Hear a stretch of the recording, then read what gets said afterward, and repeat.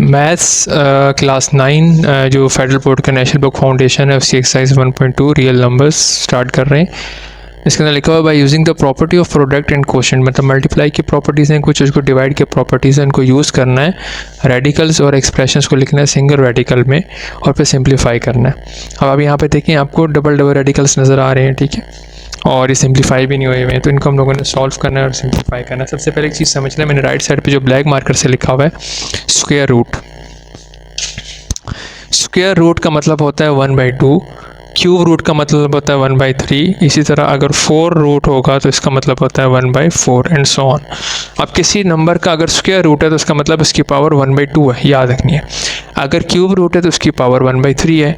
इसी तरह से अगर किसी का 4 का रूट है तो उसकी पावर 1/4 है एंड सो ऑन।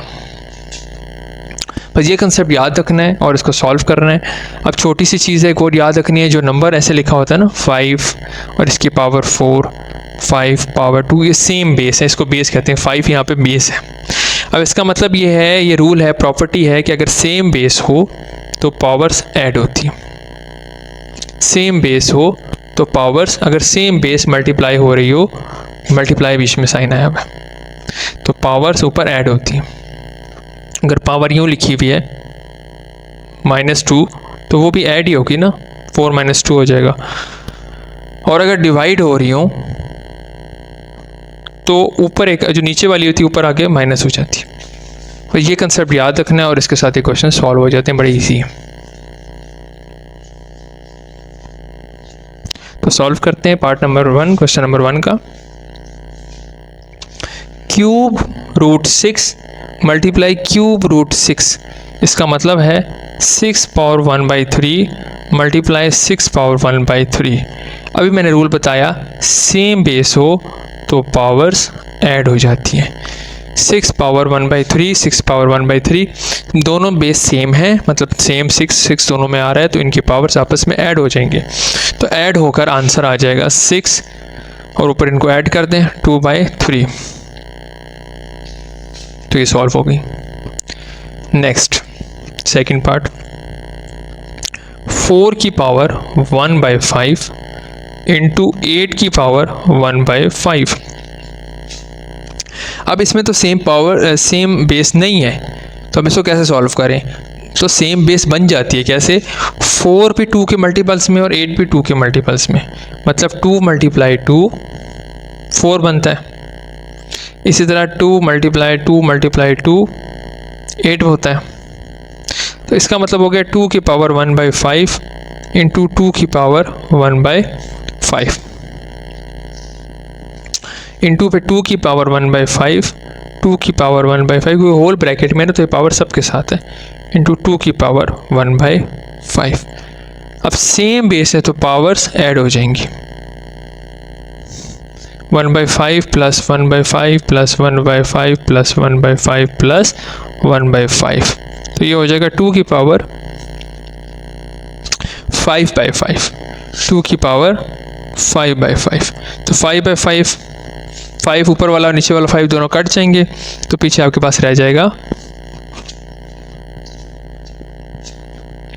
2, 2 की पावर 1 2, तो 2 आपके पास आंसर आ जाएगा। नेक्स्ट थर्ड पार्ट में इन्होंने दिया हुआ है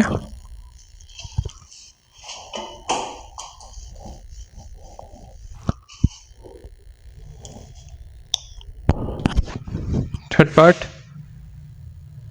4x into 4x cube,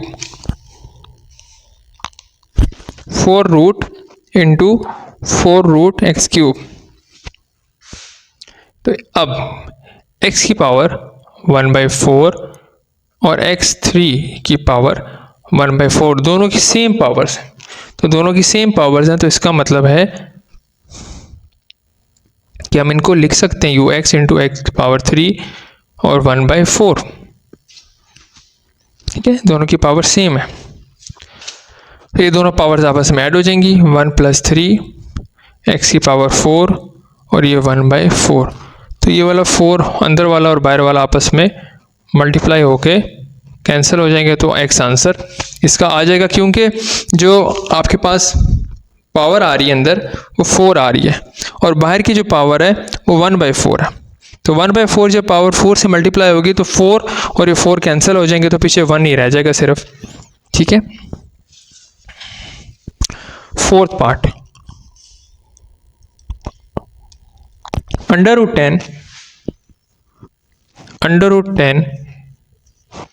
into cube root 11। ठीक है, स्क्वायर रूट 10 और क्यूब रूट 11, तो ये एप्लीकेबल नहीं है, सॉल्व नहीं हो सकता। इस पर आप लिख सकते हैं नॉट एप्लीकेबल।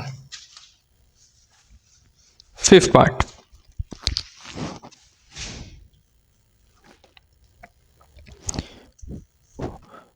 फोर का रूट x की पावर 7 डिवाइडेड बाय 4 का रूट x की पावर 5। तो देखिए अब x की पावर 7 है और उसकी पावर 1/4 है, नीचे x की पावर 5 है और उसकी पावर 1/4 है। इसका मतलब है x की पावर 7 और x की पावर 5 होल पावर 1/4 है, क्योंकि अगर ऊपर और नीचे सेम हो तो वो होल पावर हो जाती है। अब मैंने कहा था कि ये क्वोशिएंट है, डिवाइड है, तो नीचे वाला ऊपर आके सेम बेस हो तो नीचे वाला ऊपर आके माइनस हो जाएगा। तो 7 - 5 और 1/4, तो x 7 - 5 हो जाएगा 2 1/4। अब ये जो x की पावर 2 है ये मल्टीप्लाई हो जाएगी 1/4 से, 2 1 था 2 2 था, तो ये आ जाएगा x 1/2। तो x 1/2 आपका आंसर आ जाएगा, क्योंकि अगेन जो है वो आपका क्वेश्चन जो है वो दोनों की पावर्स आपस में जब मल्टीप्लाई हो जाएंगी 2 और 4 के साथ, तो वो आंसर उसका जो है पीछे 1/2 रह जाएगा।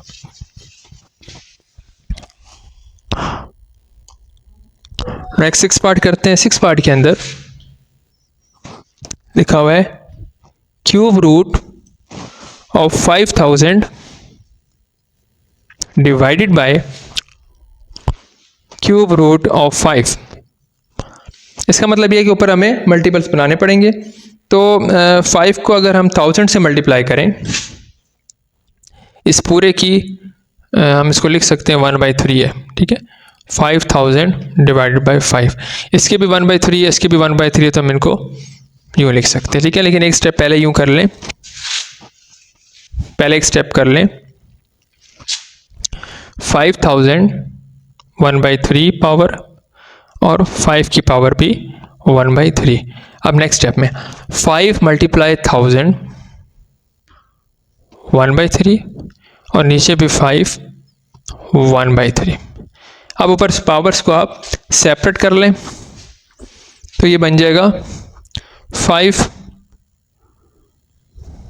पावर 1/3 इंटू ये 10 की पावर 3 है, 10 को आप 3 दफ़ा मल्टीप्लाई करें तो 1000 आता है। ठीक है, इंटू 1/3 और नीचे है 5 1/3।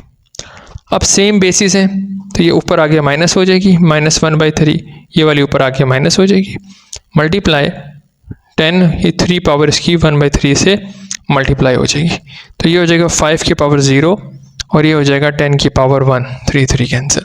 तो 5 की पावर 0 इंटू 10 की पावर 1, किसी भी नंबर की पावर 0 तो 1 होता है और 10 की पावर 1 10 हो जाएगा, तो ये आपका आंसर जो है इसका वो 10 आ जाएगा। ठीक है, तो 10 इसका आंसर। ठीक है, इसमें कोई इतना प्रॉब्लम नहीं है, इसको वैसे लिख सकते हैं। नेक्स्ट क्वेश्चन नंबर 1 का last part, second last part.